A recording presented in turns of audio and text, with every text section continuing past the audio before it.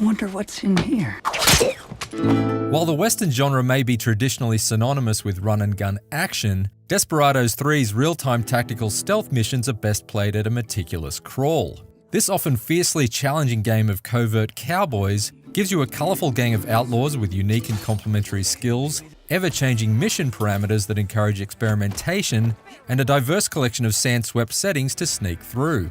Desperados 3 is a western that's just as wily as it is wild, and should be firmly in the iron sights of anyone with the appetite for a serious stealth challenge.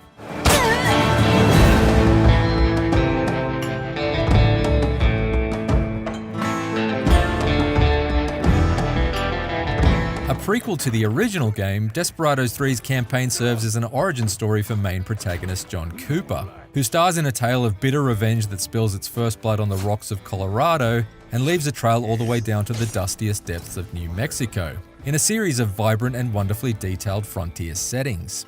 The plot may be more stock standard than an unmodified Winchester, but what makes the 30-hour journey of Desperados 3's campaign so captivating is the camaraderie shared between its 5 playable characters. Are you kidding me? Their contextual banter really helps to define their individual personalities, making for an outlaw gang I was consistently happy to be at the reins of. So who's first on your list? How about we just kill them in the order we like? Great plan you have there. Although it admittedly seems a little odd when these back and forths continue even when the characters are separated by large stretches of the map. Almost as though they've been outfitted with walkie-talkies by a time-traveling Doc Brown. Keep your head down. Just getting started. These guys here are isolated. Which means no one will hear their cries for help.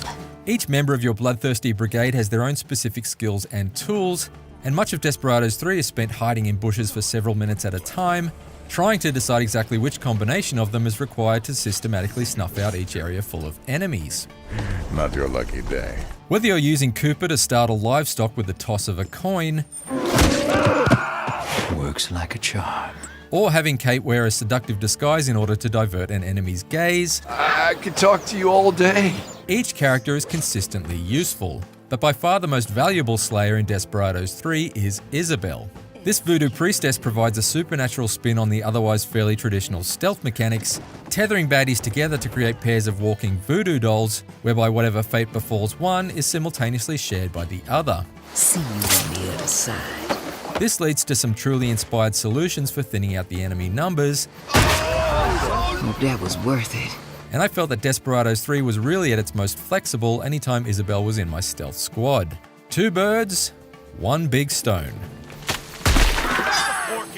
Everything plays out in real time, but you can also pause the action in Desperados 3 to plot out a sequence of moves for your squad, like killing an enemy and then carrying and concealing their body, all in one action.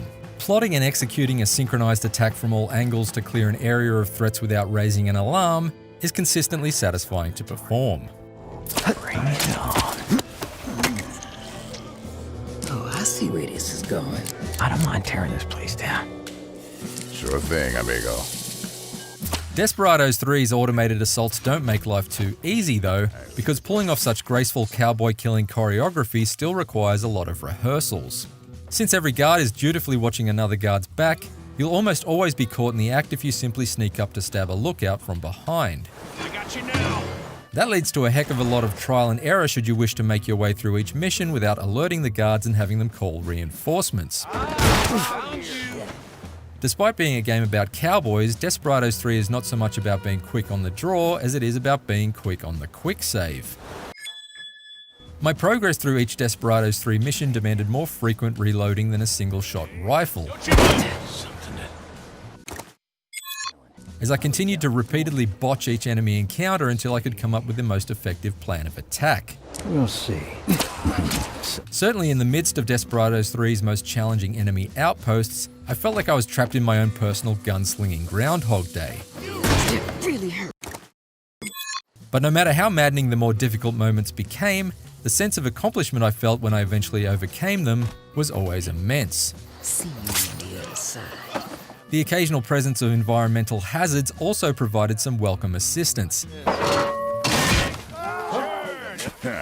And I relished the moments I was able to indulge in some Agent 47 style underhandedness to make my kills look like accidents.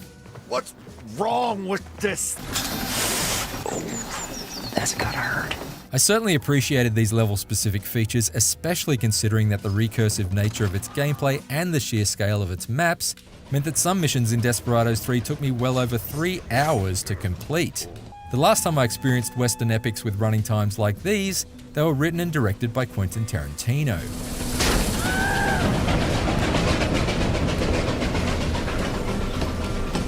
Desperados 3 is an uncompromising tactical stealth game that tests your patience and rewards your willingness to experiment. Playing with a charming team of toy soldier-sized assassins in a series of deadly and detailed dioramas is tough and requires a lot of trial and error. There you are. But success is every bit as rousing as a whiskey chaser. Dormant for 14 years, in Desperados 3 the series enjoys the most triumphant comeback in the Western genre since Clint Eastwood made Unforgiven. For more Desperados 3, be sure to read my full written review on IGN.com or watch the first 10 minutes of gameplay. And for everything else, stick with IGN. Stop a cork in